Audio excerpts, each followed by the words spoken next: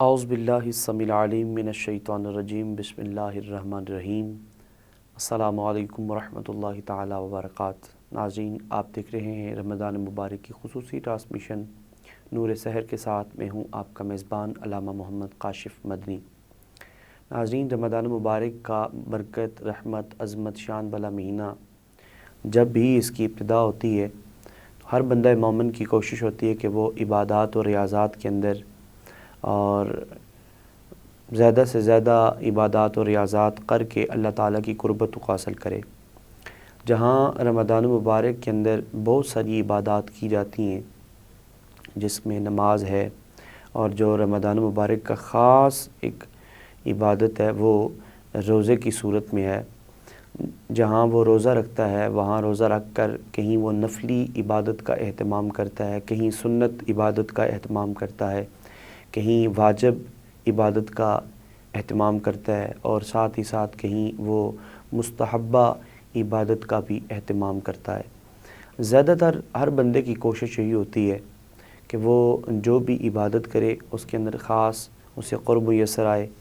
اور اس کے اندر وہ لطف محسوس کرے، اور اس کے اندر وہ اللہ تعالیٰ کی قربت کو حاصل کرے۔ اسی طرح رمضان مبارک کی خاص عبادت جو صرف اور صرف ہمیں رمضان مبارک میں ہی نصیب ہوئی وہ نماز تراویح کی صورت میں ہے۔ اچھا، جہاں تک یہ عبادت ہے، اللہ کے ہاں یہ مقبول ترین عمل ہے، اور وہاں پر یہ اس کے اندر قرآن شریف کو بھی سماعت کیا جاتا ہے، اور یقیناً با یقیناً قرآن شریف کو سننا اور پھر قرآن شریف کی برکتیں حاصل کرنا یہ اعزاز کی بات ہے۔ حدیث مبارکہ میں آتا کہ جہاں قرآن شریف کی تلاوت کی جائے، جہاں قرآن شریف پڑھا جاتا ہے، وہ جگہ اللہ رب العزت کے نور کا مرکز بن جاتی ہے۔ جہاں پر قرآن کی تلاوت ہو رہی ہوتی ہے وہاں پر اللہ تعالیٰ کی رحمتیں چھما چھم برسنا شروع ہو جاتی ہیں، اور وہ لوگ جو قرآن شریف کو یقیناً با یقیناً رمضان مبارک کی برکت والی، عظمت والی اور شان و مقام والی راتوں میں کھڑے ہو کر اللہ کے حضور عز و نیاز پیش کر کے قرآن شریف کی تلاوت کو سماعت کرتے ہیں، یقیناً با یقیناً جب قرآن کی تلاوت ہو رہی ہوتی ہے اور جتنے لوگ بھی نماز تراویح کے اندر شامل ہوتے ہیں وہ اللہ تعالیٰ کی رحمت کے سائے میں ہوتے ہیں۔ ان پر وہ قرآن پاک کی تلاوت کی برکت سے جو انوار و تجلیات نازل ہو رہی ہوتی ہیں، یقیناً اس انوار و تجلیات کی برکت سے اہل عبادت گزار جو لوگ ہیں، یعنی نماز تراویح کے اندر شامل ہیں، ان کے گناہوں کو بھی معاف کر دیا جاتا ہے۔ حضرت علی، حضرت شیر خدا رضی اللہ تعالیٰ عنہ سے مروی ہے، یہ بات آپ کی طرف منسوب ہے کہ آپ سے کسی نے پوچھا کہ نماز تراویح جو ادا کی جاتی ہے اس کی فضیلت کیا ہے، اس کا مرتبہ کیا ہے، اور اللہ کے ہاں یہ کتنی مقبول ہے؟ تو حضرت علی المرتضیٰ رضی اللہ تعالیٰ عنہ نے ارشاد فرمایا کہ جب رمضان مبارک کی پہلی رات آتی ہے تو فرمایا جب پہلی رات نماز تراویح کے لیے لوگ کھڑے ہوتے ہیں، اللہ کے حضور عز و نیاز پیش کرتے ہیں اور قرآن شریف کی تلاوت کو سماعت کرتے ہیں، اور قرآن شریف کو سننے کے لیے اللہ کے حضور کھڑے ہو جاتے ہیں، فرمایا پہلی رات ہی جب وہ قرآن شریف کو سماعت کرتے ہیں اللہ تعالیٰ ان لوگوں کو بخش دیتا ہے، ان کے جملہ گناہوں کو معاف فرما دیتا ہے۔ اور میں یہ سمجھتا ہوں کہ اللہ تعالیٰ کے ہاں صرف اور صرف وہی شخص آ سکتا ہے جسے رب پسند کرتا ہے، جسے رب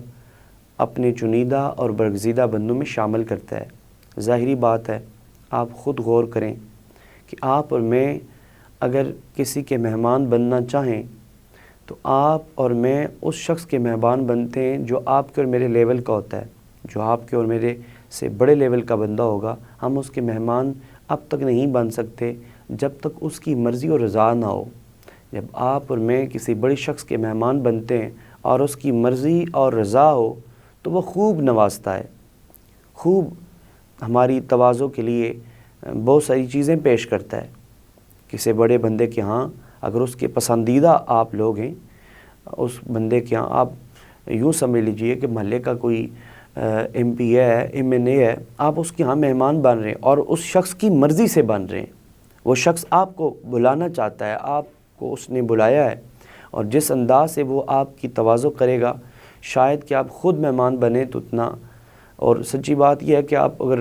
کسی بڑے بندے کا مہمان بننا چاہیں تو خود بن ہی نہیں سکتے جب تک اس کی مرضی نہ ہو۔ یہ عام بندے کی میں ایک مثال پیش کر رہا تھا، لیکن وہ بڑا جو سب سے بڑا ہے، جس سے بڑا کوئی بھی کائنات کے اندر نہیں، وہ بڑا جو اللہ اکبر جس کے لیے آپ اور میں کہتے ہیں، اس سے بڑھ کر جب لفظ اللہ اکبر ہم کہہ دیتے ہیں تو اس سے بڑھ کر کوئی بھی کائنات کے اندر ایسی چیز نہیں ہے جو اس کی بڑائی سے بڑھ کر ہو، جو اس سے بڑا ہو۔ تو جب سب سے بڑا آپ کو اپنے گھر میں بلا رہا ہے،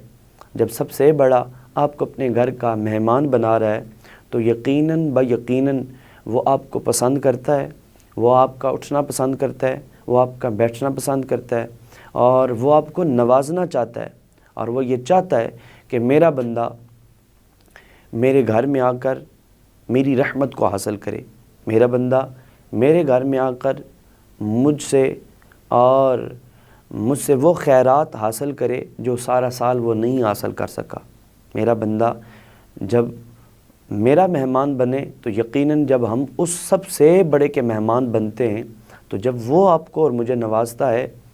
تو وہ اس قدر نوازتا ہے جتنی آپ کی اور میری بسط نہیں ہوتی۔ چنانچہ ایک حضرت شیخ سعدی رحمۃ اللہ تعالیٰ ایک حقائق لائے۔ آپ ارشاد فرماتے ہیں کہ ایک بادشاہ تھا، اس بادشاہ کے پاس ایک منگتا، ایک بھکاری، اس نے شہد طلب کیا تو وہ چھوٹی سی کولیاں لے کے اس بادشاہ کے پاس پہنچ گیا، کہا کہ بادشاہ سلامت مجھے تھوڑا سا اس کولی کے اندر شہد چاہیے۔ تو بادشاہ نے جب اس بندے کو دیکھا اور اس کو دیکھنے کے بعد اپنے وزیر و مشیروں کو حکم دیا کہ اس بندے کو شہد کا ایک ڈرم دے دیا جائے پورا۔ جب وہ شہد لے کر چلا گیا تو وزیروں نے پوچھا بادشاہ سلامت یہ بندہ مانگنے آیا تھا اور اس نے چھوٹی سی کولی لائی تھی، یہ تو اپنا چھوٹا کاسا لے کے آیا تھا، لیکن آپ نے اتنا زیادہ اسے نواز دیا، اس قدر کیوں نوازا؟ تو بادشاہ نے بڑے خوبصورت جملے ادا کیے، اور یقیناً وہ تاریخی جملے ہیں، اور وہ جملے آپ کی اور میری اصلاح کرتے ہیں، وہ جملے آپ کو اور مجھے اللہ تعالیٰ کی قریب کرنے والے جملے ہیں۔ بادشاہ نے کہا کہ اس شخص نے جو مانگا تھا وہ اپنی بسط کے مطابق مانگا، وہ اپنی اوقات کے مطابق مانگا، لیکن میں جب اس کو نوازوں گا، میں نے جو اس کو دیا، میں اس کو اپنی بسط اور اپنی طاقت اور جو مجھے رب نے عطا کیا میں اس کے اعتبار سے اس کو دینا چاہتا ہوں، میں اس کو اپنی بسط کے مطابق دے رہا ہوں۔ وہ مانگنے والا تھا، اس نے تو اپنی اوقات کے مطابق مانگا، لیکن میں نوازنے والا ہوں، مجھے رب نے عطا کیا ہے، میں اپنی اوقات کے مطابق اس کو نواز رہا ہوں۔ اب غور کریں، ایک بادشاہ ہو جو محدود جگہ کا بادشاہ ہے، اگر وہ نوازنے پہ آئے تو وہ اپنی اوقات کے مطابق نوازتا ہے۔ جو پوری کائنات کا بادشاہ ہو، جب وہ آپ کو اپنے در کا مسافر بنائے، اپنے گھر میں بلائے، اور وہ جب آپ کو نوازنا چاہتا ہے، آپ اندازہ ہی نہیں کر سکتے کہ وہ کس قدر اور کتنا نوازتا ہے۔ اللہ اکبر۔ حضرت حیدر کرار رضی اللہ تعالیٰ عنہ نے ارشاد فرمایا جب رمضان مبارک کی پہلی رات آتی ہے اور بندہ مومن اللہ رب العزت کے ہاں عز و نیاز پیش کرنے کے لیے حاضر ہوتا ہے اور قرآن شریف کی تلاوت کو سماعت کرتا ہے، فرمایا پہلی رات ہی اللہ کریم اس کے گناہوں کو معاف فرما دیتا ہے۔ اور پھر فرمایا جب رمضان مبارک کی دوسری رات آتی ہے تو اس رات اللہ کریم اس بندے کے والدین کی مغفرت فرما دیتا ہے۔ کون شخص؟ جو شخص نماز تراویح کے لیے حاضر ہے۔ اور فرمایا جب تیسرا دن آتا ہے تو اللہ کریم اسے عرش اعلیٰ سے ایک فرشتے کو مقرر کرتا ہے، اور جو فرشتہ اس بندے کے گناہ معاف ہونے کی اسے خوشخبری سناتا ہے۔ آپ غور کریں کس قدر اللہ کریم آپ کو اور مجھے نماز تراویح کی برکت سے نواز رہا ہے۔ اور فرمایا جب چوتھی رات آتی ہے تو وہ شخص جو نماز تراویح پڑھنے کی غرض سے مسجد شریف میں حاضر ہوا، نماز تراویح پڑھنے کے غرض سے وہ اللہ کے حضور اپنے آپ کو پیش کر کے کھڑا رہا اور اپنی جملہ مصروفیات کو ترک کر کے وہاں کھڑا رہا، تو حضرت حیدر کرار رضی اللہ تعالیٰ نے ارشاد فرمایا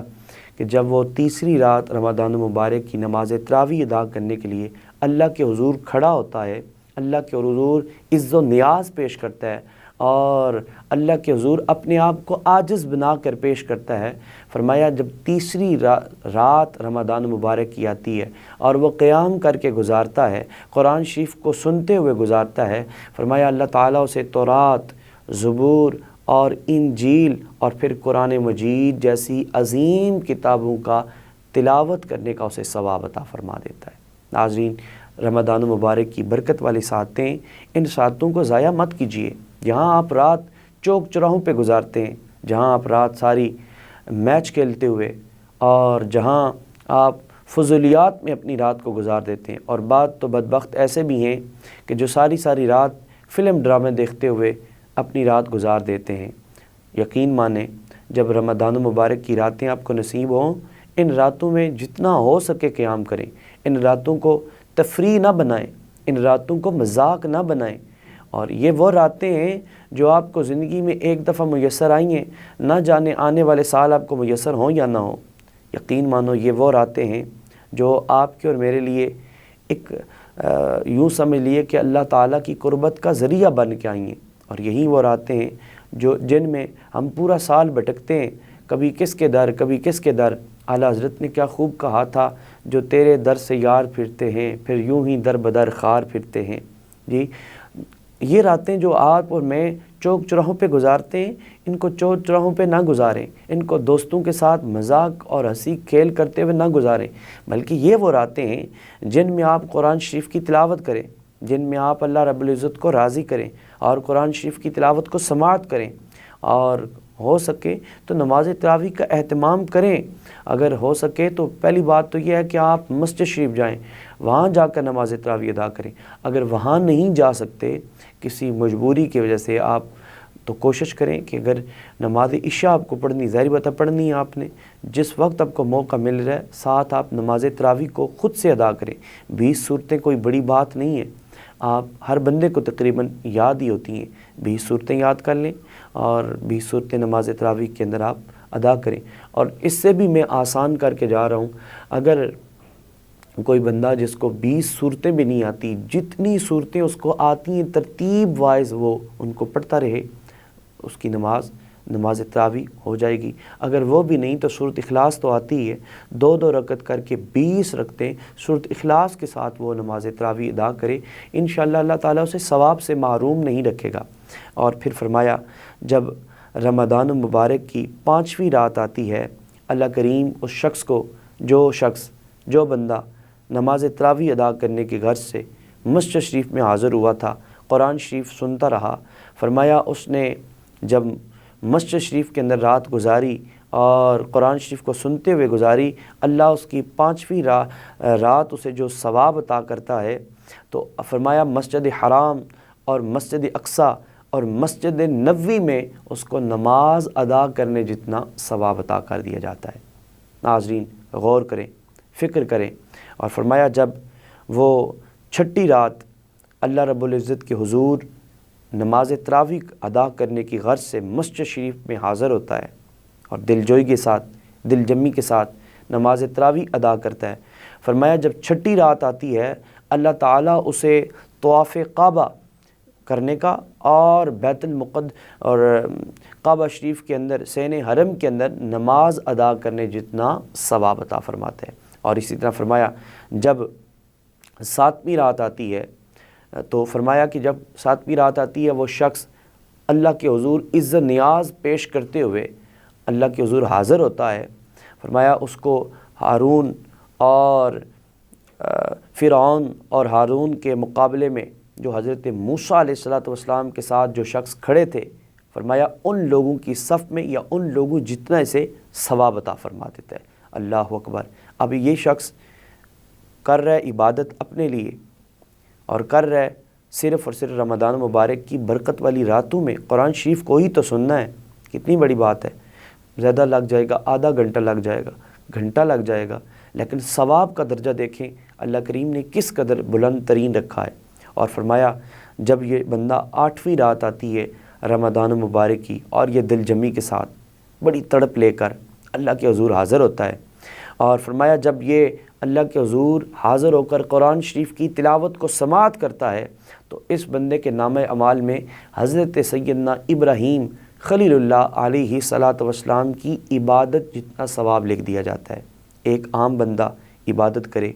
اس کی عبادت کا وہ صبح و شام عبادت کرتا ہے، رات دن عبادت کرتا ہے، اپنے اللہ کے ہاں مقام مقبولیت کا پا لیتا ہے، اللہ کے ہاں قربت کا مقام پا لیتا ہے۔ آپ خود سوچیں، ایک عام شخص پورا سال عبادت و ریاضت کرے، اس کا مقام اللہ کے ہاں کتنا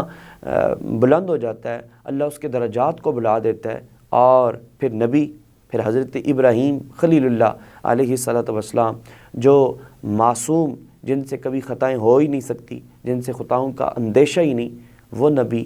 ایک عام بندہ اگر عبادت کرے تو اس کا مرتبہ اللہ کے ہاں اتنا بلند ہو جاتا ہے، ثواب اس کو اللہ کے ہاں اتنا زیادہ ملتا ہے۔ تو پھر اللہ کا نبی جب عبادت کر رہا ہوگا اور اللہ کے نبی نے جو عبادتیں کی ہیں، ان عبادتوں کا مرتبہ کیا ہوگا، ان عبادتوں کا ثواب کیا ہوگا، یہ آپ اور میں اندازہ نہیں کر سکتے۔ لیکن فرمایا حضرت علی المرتضیٰ رضی اللہ تعالیٰ عنہ کی طرف یہ بات منسوب ہے، فرمایا کہ جب 8ویں رات آتی ہے رمضان مبارک کی اور یہ شخص رمضان مبارک کے اندر وہاں جا کر قرآن شریف کی تلاوت کو سماعت کرتا ہے، فرمایا قرآن شریف کی تلاوت سماعت کرنے کی برکت سے اللہ کریم اسے حضرت سیدنا ابراہیم خلیل اللہ علیہ صلاۃ وسلام کی عبادت جتنا اس کو ثواب عطا کر دیا جاتا ہے۔ اور فرمایا جب 9ویں رات آتی ہے، یہ بندہ اللہ کے حضور بڑی عزت و نیاز لیے ہوئے اور تڑپ لیے ہوئے، قرآن کی محبت لیے ہوئے، قرآن سے رحمتیں حاصل کرنے کی غرض سے، فرمایا جب یہ نماز تراویح حاصل پڑھنے کے لیے وہاں موجود ہوتا ہے اور نماز تراویح کو پڑھ لیتا ہے، فرمایا اس شخص کے ہاں اس جو ثواب لکھ دیا جاتا ہے کہ اس شخص کو غلام آزاد کرنے کا اس شخص کے نامہ اعمال میں ثواب لکھ دیا جاتا ہے۔ اور فرمایا جب 10ویں رات آتی ہے، جب 10 راتیں پوری ہو جاتی ہیں، پہلا حشرہ رحمت مکمل ہو جاتا ہے اور یہ شخص اللہ کے حضور عز و نیاز کے ساتھ، بڑی عاجزی کے ساتھ اور اللہ کی رحمت حاصل کرنے کی غرض سے جب یہ مسجد شریف کے اندر حاضر ہوتا ہے، پہلا عشرہ مکمل ہو جاتا ہے اور یہ نماز تراویح ادا کرتا ہے، قیام اللیل کرتا ہے، فرمایا اس شخص کو اللہ تعالیٰ یہ اعزاز عطا کر دیتا ہے کہ قیامت کے دن جب یہ بندہ اللہ کے حضور پیش ہوگا تو اس کا چہرہ 14ویں کے چاند سے بھی زیادہ روشن ہوگا۔ اللہ اکبر، یہ ایک حشرے کا اتنا مقام ہے۔ عزیزین محترم، آپ سماعت کریں، آپ غور کریں، آپ فکر کریں، اگر پہلے حشرے کا اتنا مرتبہ ہے، پہلے حشرے کے اندر عبادت و ریاضت اور وہ عبادت کہ جو قرآن شریف کی صورت میں ہے، وہ اگر پہلے حشرے میں یہ نماز تراویح کو سنتا ہے اور نماز تراویح کو اندر وہاں یہ بڑے عز و نیاز کے ساتھ حاضر ہوتا ہے، وہاں یہ نماز تراویح کو پڑھتا ہے، تو مجھے بتائیں اگر پوری جس نے 30 دن کی یا 29 دن کی تراویح کو پڑھا، اس کا اللہ کے ہاں کتنا درجہ ہوگا، اس کا کتنا بڑا مقام ہوگا۔ اور فرمایا جس نے پہلے دن سے آخری دن تک نماز تراویح کو پڑھا اور نماز تراویح کو پڑھ کر اللہ کی قربت حاصل کی، تو فرمایا رب اس سے یہ کہتا ہے کہ انا وربک وانت عبدی، اے میرے بندے میں تیرا رب ہوں، تو میرا بندہ ہے، اب مانگ تو مجھ سے کیا مانگتا ہے۔ یہ بندہ مقبول دعا بن جاتا ہے، مقبول، اس کی زبان سے جو جملے ادا یہ کرتا ہے، جملے ادا بعد میں ہوتے ہیں، اللہ تعالیٰ اس کے نکلے ہوئے جملے پہلے مقبول کر دیتا ہے۔ اس کے دل کے یوں تو اللہ تعالیٰ دل کے ارادوں سے بھی واقف ہے، لیکن جب بندہ مستجابات دعا بن جاتا ہے، پھر اس کے دل میں ارادہ بھی جو پیدا ہوتا ہے، اللہ اس کو بھی مقبول کر لیتا ہے۔ ناظرین محترم، آپ سے یہی گزارش کروں گا کہ رمضان مبارک کا مبارک مہینہ، اس کی مبارک راتیں آپ فضولیات پہ نہ گزاریں، اس کی مبارک راتیں آپ چوک چراہوں پہ نہ گزاریں، اس کی مبارک راتیں آپ فلم ڈرامے دیکھتے ہوئے نہ گزاریں، بلکہ اللہ کا قرآن پڑھتے ہوئے اور اللہ کا قرآن سماعت کرتے ہوئے گزاریں، تاکہ اللہ تعالیٰ آپ کو اور مجھے اپنے چنیدہ اور برگزیدہ بندوں میں شامل فرما دے۔ ناظرین، میرے پروگرام کا وقت اختتام پذیر ہوا، مجھے اجازت دیجیے، انشاءاللہ عز و جل نئے پروگرام کے ساتھ پھر آپ کی خدمت پہ حاضر ہوں گا۔ السلام علیکم ورحمۃ اللہ تعالی وبرکاتہ۔ ایسا کوئی محبوب نہ ہوگا، نہ کہیں ہے ایسا کوئی محبوب نہ ہوگا، نہ کہیں ہے بیٹھا ہے چٹائی پہ مگر عرش نشیں ہے بیٹھا ہے چٹائی پہ مگر عرش نشیں ہے ادھر اللہ سے واصل ادھر مخلوق میں شامل بیٹھا ہے چٹائی پہ مگر عرش نشیں ہے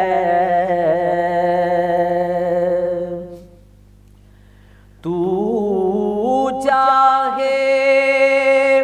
تو ہر شب ہو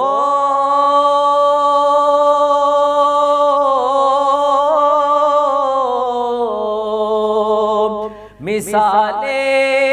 شب اسرا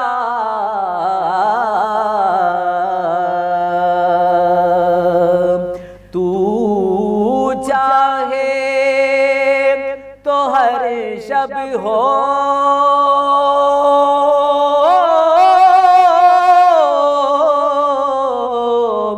مثال شب اسرا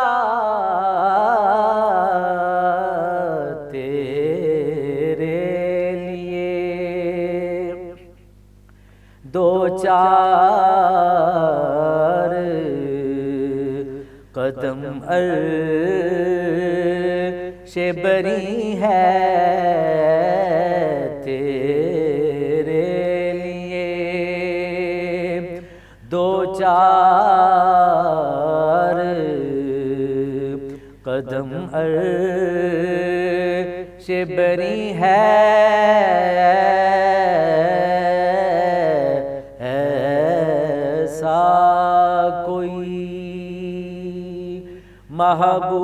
محبوب نہ ہوگا، نہ کہیں ہے ایسا کوئی اے شاہ زمل اب تو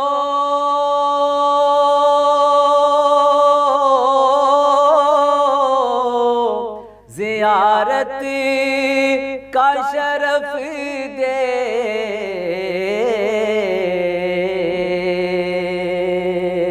اے شاہ زمل اب تو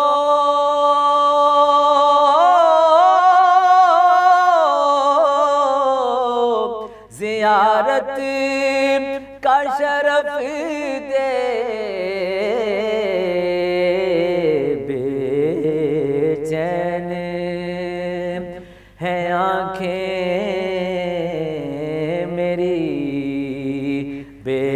بیتاب جبیں ہے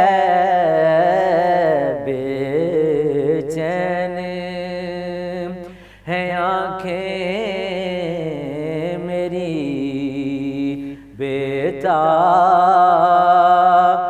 جبیں ہے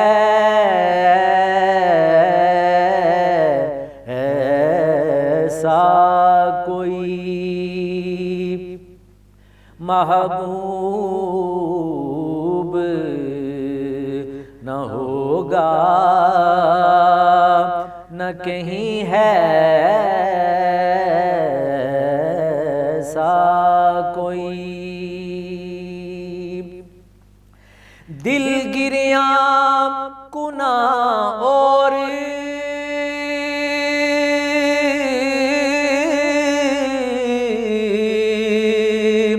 نظر سوئے مدینہ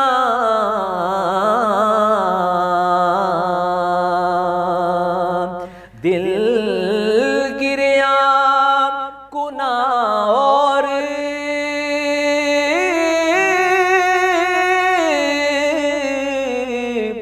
نظر سوئے مدینہ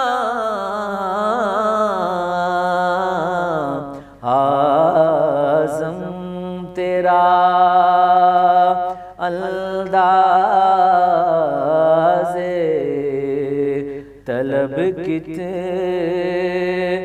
حسین ہے آزم تیرا